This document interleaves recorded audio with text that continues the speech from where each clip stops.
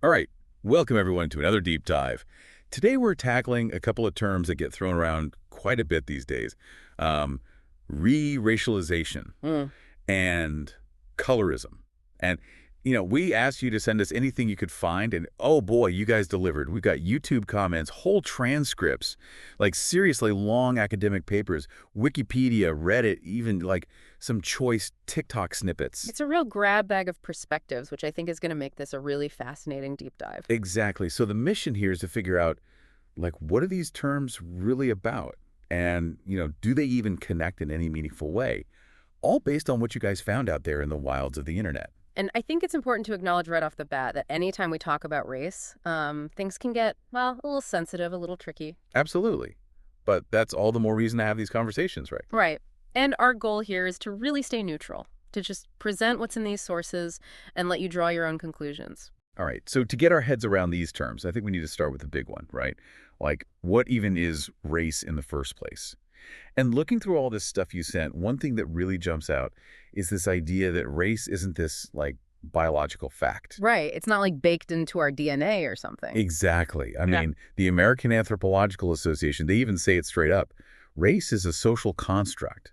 It's a category we created to, well, to put it bluntly, to justify inequality. Yeah. It's this system, this framework that we've imposed on the world, and that Wikipedia entry on race, human categorization, really dives deep into this history. It talks about how this concept, this idea of race as we know it, really started to take shape back in the days of, European exploration and colonialism. So, like, as Europeans are going out and encountering all these different people around the world, they're trying to make sense of it all. Exactly. And they started categorizing people often in ways that, serve their own interests, their own ambitions for power and control. And it's crucial to note that this wasn't based on like solid science. Not like the genetics we understand today. Exactly. And this all ties into how we think about ethnicity, right? That Wikipedia page on ethnicity kind of flips the script a little.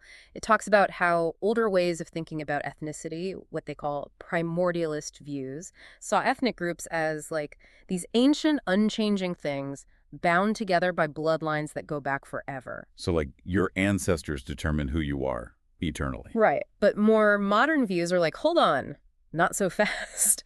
They see ethnic groups as being more like creations of social and historical circumstances. It's about shared experiences, shared culture, not just some fixed ancestry. Okay, so it's not just about where you come from, but also about the stories you share, the traditions you keep, the struggles you've gone through together as a group. Exactly. And that same Wikipedia source is really clear about the difference between race and ethnicity. Race gets tied to these like visible physical traits, how we look. Ethnicity, on the other hand, is more about those shared social experiences, your family history, your cultural traditions. So it's deeper than just skin color or facial features. Precisely. And here's a fun fact. The word ethnic comes from the Greek word ethnos. Ooh, fancy. Right. And originally it just meant like a group of people, any group of people. So it's interesting to see how that word's meaning has shifted over time. Okay, so even though there are, like, real genetic differences between different groups of people, Mhm. I mean, that's a fact. What your sources are really emphasizing is that these genetic variations don't fit neatly into the racial categories that we've created. Yeah, it's way more fluid and complex than that. Okay, so with all that in mind, with this idea that race is this thing that we've constructed as a society, now we can start to dig into re-racialization. Okay. And to understand re-racialization, we first got to understand racialization. Right. And from what we see in your sources and that Wikipedia entry on racialization, is this process where social, economic, and political forces actually create and reproduce racial categories and meanings. It's not just that race exists, it's that it's actively made and remade through these forces. Okay, so if racialization is like the building blocks of race, how it's created and reinforced, then re-racialization, based on what we're trying to figure out from all this stuff you sent us, would be some kind of shift in like how someone understands their own racial identity or how they're seen by others in racial terms. Yeah, you're putting it really well. And I think a good example of how societal structures re-racialize people comes from that Wikipedia entry on race.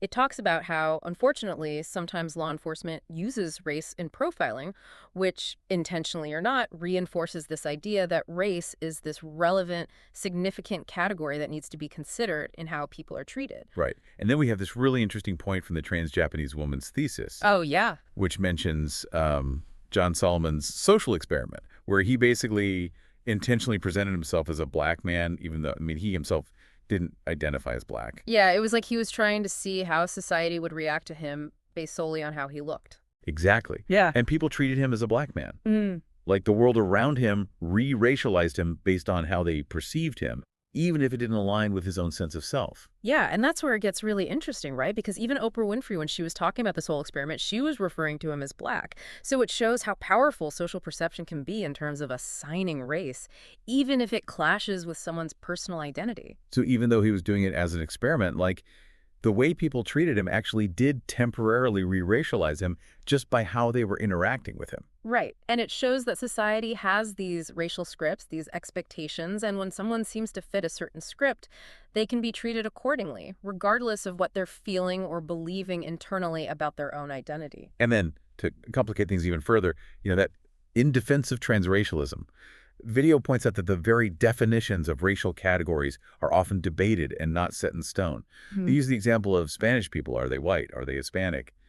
It depends on who you ask, the context, the time period. Right. It highlights how these categories aren't as rigid as we might think, which in turn opens up the possibility for shifts and changes in how people are racialized. Absolutely.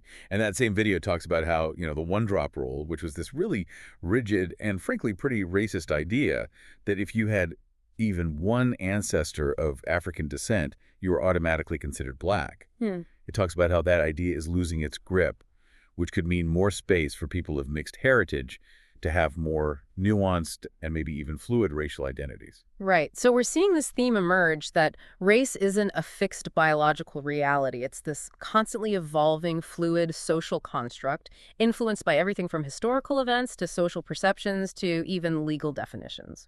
Okay, so now that we've explored all that, let's switch gears a bit and talk about colorism. And it's interesting because none of the sources you sent us actually give a direct definition of colorism or make it their main focus. But it's this concept that gets talked about a lot in discussions of race and identity, so it's worth bringing up. Right. And I think it's helpful to at least have a working definition of colorism in the back of our minds as we look at these sources. So to put it simply, colorism is discrimination based on skin color. Hmm. It's about favoring lighter skin tones over darker skin tones, and it often happens within the same racial group. It creates this kind of hierarchy based on how light or dark your skin is. So even though it's not explicitly laid out in our sources, where do we see hints or connections to this idea of colorism in what you guys sent in? Okay, so let's look at that transracial identity study.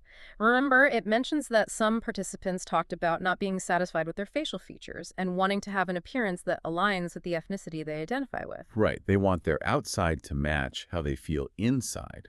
Exactly. And if the ethnicity they identify with has a certain range of preferred or common skin tones, then you could say their dissatisfaction might be indirectly related to colorism. It suggests that there's this strong desire to not just identify as a certain race, but to also embody the visual cues that go along with it. And of course, skin color is a big part of that visual.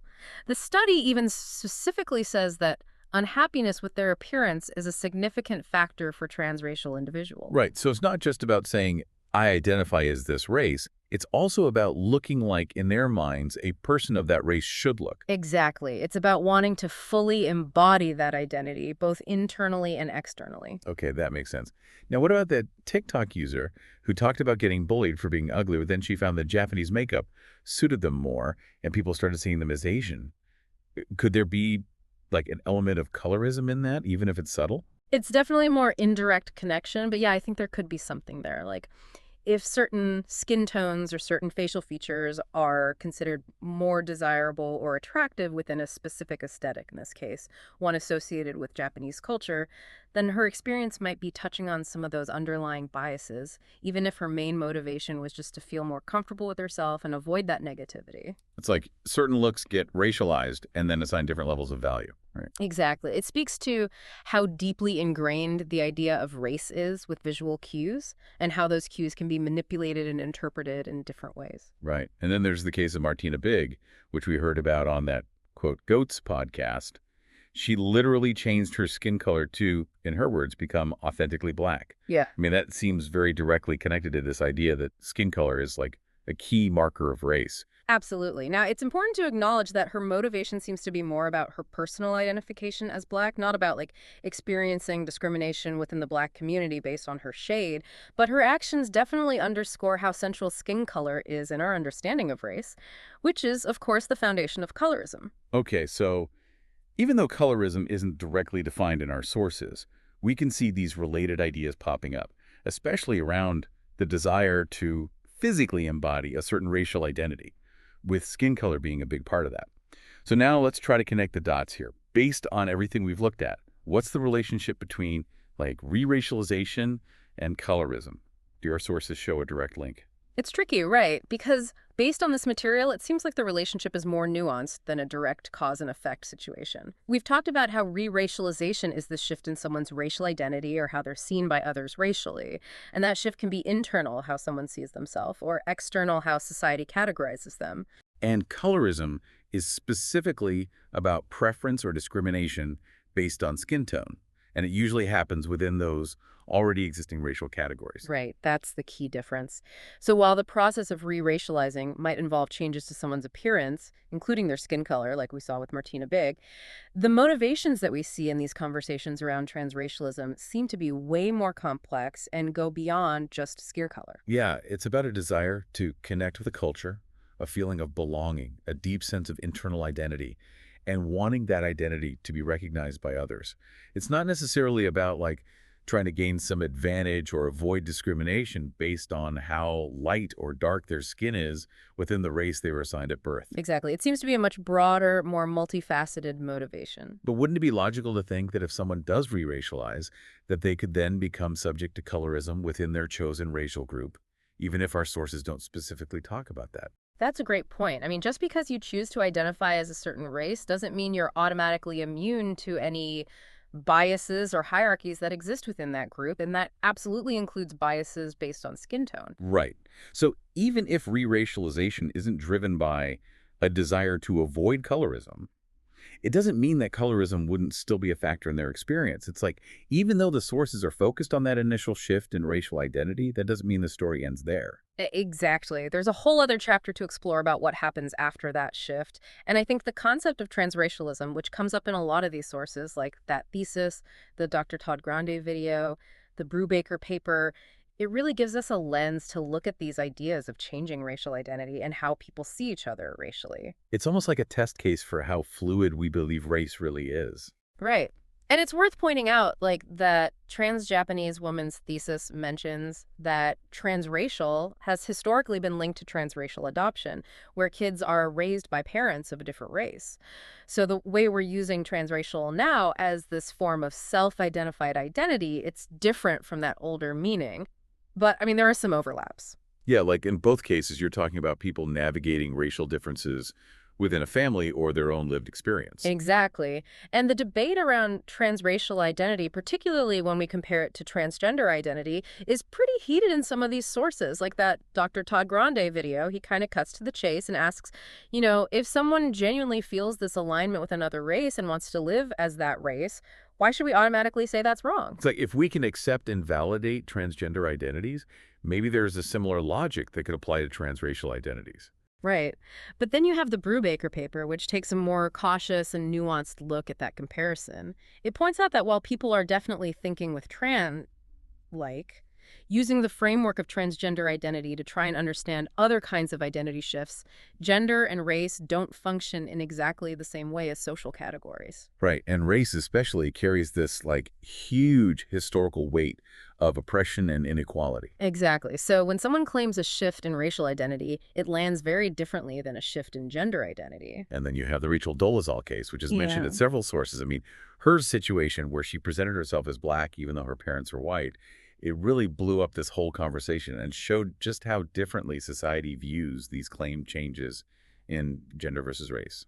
And the Brubaker paper does a good job of capturing that, pointing out how Dolezal's attempts to, change her race through things like cultural immersion were seen as really problematic by a lot of people, including people in the transracial adoption community who felt like it trivialized the very real experiences of adoptees. Right. Like, it wasn't just some abstract philosophical debate. It had real-world consequences. Exactly. And the paper also touches on how some people, especially those with more traditional viewpoints, they tend to criticize what they see as the subjectivity of both transgender and transracial claims, arguing that these categories need to be understood in more fixed and objective ways. But the fact that there are these online communities like Transracialism and RCTA Safe, which some of your sources mention, shows that for at least some people, transracial identity is real. It's significant. It's part of their lives. It's not just some academic theory. Absolutely. And then there's that small study on transracial individuals, which had some pretty intriguing findings. It suggested there are some parallels with the experiences of transgender individuals and even something called body integrity dysphoria, Yo. where people feel like a part of their body doesn't belong to them. Right. And it also highlighted feelings of body dissatisfaction in these transracial individuals related to the difference between their birth ethnicity and the one they identify with. So again, it goes beyond just wanting to be part of a different culture. It's about feeling like your physical body doesn't match your internal sense of self. Okay, so the psychological component is really significant here. Absolutely. Yeah. And that In Defense of Transracialism video, it makes the argument that a lot of the resistance to transracialism comes down to this deeply held belief that race is fixed, that it's unchangeable. It challenges that whole idea that race is this rigid, unchanging category. Exactly. And then just to throw in a wild card here, that Wikipedia entry on genome editing mentions this, far out possibility that in the future, we might be able to use technology to actually make biological changes associated with race. Okay, so like sci-fi stuff. Totally. Right. But the fact that it's even being discussed shows how fascinated we are with the idea of like what makes us who we are, both biologically and socially. So to bring it all back around, we've done this deep dive into re-racialization and colorism. And what we've learned is that, first of all, race is largely seen as this social construct, not a biological fact. Re-racialization, as far as we can tell from your sources, is about these shifts in racial identity or perception, both internal and external. Colorism, which is discrimination based on skin color, often within the same racial group, wasn't explicitly addressed in your sources, but we saw related ideas around people wanting to actually physically embody a certain racialized look, and skin color obviously plays a big role in that. Right. And as far as the relationship between re-racialization and colorism, it's complicated. But while re-racialization might involve changes in skin color, it seems to be motivated by these broader issues of identity and cultural connection, which is different from the discriminatory nature of colorism. Exactly. And this whole concept of transracialism, it really pushes us to think critically about just how fluid and socially constructed race really is. It really does. And I think it leaves us with this really thought-provoking question. Like, since race is so heavily shaped by social forces, what does it mean when people try to change their racial identity? How does that challenge or reinforce the way we currently understand race and all the forms of discrimination that go along with it, including colorism? I mean, it's something to really think about. Definitely food for thought. Well, that's all the time we have for today's deep dive. Thanks for sending in all those amazing sources, and keep those brains buzzing. Always. And we'll see you next time for another deep dive. Hey everyone, and welcome back for another deep dive. We've got a really interesting one today. You guys have pointed us towards the topics of re-racialization Yeah. and colorism. Yeah. So we're going to be looking at what those are. Do they relate to each other at all? Mm.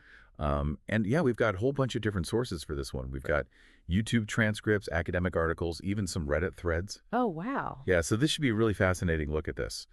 So yeah, like I said, we're looking at these two concepts, re-racialization and colorism. Right. And I think one of the first things that really jumps out from a lot of the material that you sent is that race isn't really this fixed biological fact. Right. We see references to the Human Genome Project findings, a lot of people pointing to race as more of a social construct. So what does that even mean as we start to think about re-racialization? Well, I mean, the thing is, when you really look at the Human Genome Project, you're going to find that, like, the vast majority of genetic variation occurs within so-called racial groups. I mean, it's single point differences in DNA. There's no like fundamental group defining biological difference. Right. So, I mean, it really begs the question, if race isn't biological, what is it? Exactly. Like, is it purely lived experience? Is it self-identification? I mean, and the fact that there isn't this like fixed biological definition really opens the door for all these really complex questions. Yeah, absolutely. And that kind of leads us to this term transracial, right? Yeah. And it seems like this word has been around for a while. We see it used in the context of adoption, talking about kids from one racial or ethnic background being raised by families of a different background. Mm-hmm. And there are there are a lot of feelings about this, like especially around the importance of maintaining connection to the child's heritage. What do you see in the sources about this? Well, yeah, I mean, definitely when you look at the historical use of transracial in adoption context, there's a lot of ethical questions that come up. Right. How do you make sure that a child maintains a connection to their cultural origins? What are the challenges that come with navigating those different racial identities from their upbringing? So, yeah, it's a really complex area. But then more recently, transracial has kind of popped up as a way some individuals identify when they feel that their race is different from the one they were assigned at birth. Right. And that's where things get really interesting. Yeah, and a lot more debated, it seems like. Oh, absolutely. Yeah. I mean, the use of transracial in this contemporary sense raises a lot of questions about the nature of racial identity itself. For sure. So let's kind of dig into that a little bit. Like, why might someone identify as a transracial? How do they express this? I mean, one thing we see is this historical example of African Americans using skin lightening products. Right. Often driven by this desire for better social acceptance and economic opportunities. And so it seems like there's this attempt to almost change racial appearance. Yeah. For tangible benefits. And that really speaks to the power of these societal pressures and the inequalities, that have long been associated with race and skin tone. Like historically, people have had to navigate these categories and try to improve their social standing. Yeah. But then we also see this other side of it. Yeah. Where it's this internal experience, Yeah. this feeling of alignment with a different race. And we even see comments on the Our Transracialism subreddit. Wow. Where people describe this like deep, almost innate sense of belonging to a race different from their birth assignment. So it's not just a preference, it's something much deeper. Yeah, and that's really central to this concept of like the contemporary transracial identity, right? Yeah. It's this involuntary feeling. And it really is integral to their sense of self. And that's something we hear from a lot of, transgender individuals as well when they're talking about their gender identity. It's the subjective experience that really shapes how they see themselves. Yeah. And so we see this internal identity often manifests externally in a lot of different ways, adopting cultural practices, aesthetics, even using makeup to kind of align with a perceived racial identity. Right. And there's this real desire for acceptance and articulating the pain of not feeling like they belong. Right. And it highlights how important, the psychological and emotional dimensions of racial identity are. It goes beyond just physical characteristics. Definitely. And it's interesting how different this is from the transgender community. How so? Like the sources you shared talk about this idea of face claiming in these online spaces. Oh, interesting. And the focus isn't really on physical transformation in the same way, right? Right. I mean, you don't have the same kind of like medical interventions or like options available. Yeah. So yeah, face claiming really refers to people adopting online personas. Yeah. Including these racial identities. Right. And it often happens without any sort of lived experience or biological connection. Right. So it's really interesting to see how that plays out. And it seems like these online communities like Reddit, Discord, TikTok, these are really important spaces for people who are kind of exploring these feelings. Yeah. Providing a sense of community and validation. Well, right. I mean, that's where you find people who are going through similar things. Right. Right. Who can validate your experiences. And I mean, that can be really powerful, especially if you're not getting that in your offline life. Exactly. But as we dig a little deeper, we also have to look at some of the criticisms. Right. And the ethical questions that come up around re-racialization. Absolutely. Cultural appropriation is a big one, especially when it's seen as happening without any real understanding of the culture or respect for the culture. Yeah, I mean, if you're going to adopt aspects of a culture, you got to understand the historical context, the struggles, the significance of those practices. Otherwise, you're just being disrespectful. Right. And there's also this really powerful argument that race is so deeply tied to the lived experience of systemic racism Right. and oppression. Absolutely. And that, like, if you haven't experienced that, you can't really truly identify with that race. And we see Rachel Dolezal often brought up, especially in discussions around things like reparations. That's such a complex case, right? Like, Yeah. reparations are meant to address the historical wrongs, the discrimination faced by specific groups. So it raises questions about who's entitled to that? Yeah. And then there's this other point that historically, how other people perceive you racially has often been more important than how you see yourself. Oh, yeah. And the example of John Solomon, who temporarily changed his appearance and was perceived as black, really highlights this. I Yeah. mean, it just shows how much power there is in that external racial classification. Right. For so long, it didn't matter how you saw yourself, it mattered how society saw you. Right. And that had huge implications. Yeah. And of course, we can't talk about this without talking about the comparisons to transgender identity, Oh, right. Yeah. That's a big one. which are often used in a lot of different ways across, all these different viewpoints. Right. And you see some arguments trying to draw parallels. Yeah. Saying, look, if you accept one, shouldn't you accept the other? Right. But then others are really adamant about separating them, maybe because they see gender and race as fundamentally different, or Mhm. maybe they're concerned about the societal implications. It's messy. It is. But then you've got thinkers like Tell, Mhm. whose work you included, Yeah. who actually argue that rejecting transracial identity might be inconsistent if you accept transgender identity, Right, right. because they both involve this disconnect between the category you're assigned and how you actually identify. Yeah, and that's a really interesting point, if we're talking about self-determination and saying people should be able to define their own identity, why would that apply to gender and not race? Yeah. And then you've got the argument from in defense of transracialism Yeah. that trying to gatekeep racial identity actually goes against the idea that race shouldn't matter. Oh, interesting. Like, if we really want to move past these categories, then shouldn't we let people identify how they want to Right. without judgment? Yeah. Like, aren't we just reinforcing the idea that these categories are super important by telling people they can't choose? Right. And then finally, science tells us race isn't this clear-cut biological thing, Right. It's a social construct. which really complicates the idea of, like, changing races. Right. It's not like flipping a switch. Exactly. So that was a lot to unpack with re-racialization. It really was. But we got to talk about colorism, too. Okay. The sources you've provided define it as discrimination based on skin tone, but really importantly, within the same ethnic group. Right. Right. So it's a little different from racism, although, of course, it can intersect with it. Absolutely. It's about these hierarchies Yeah. that we place on different skin tones.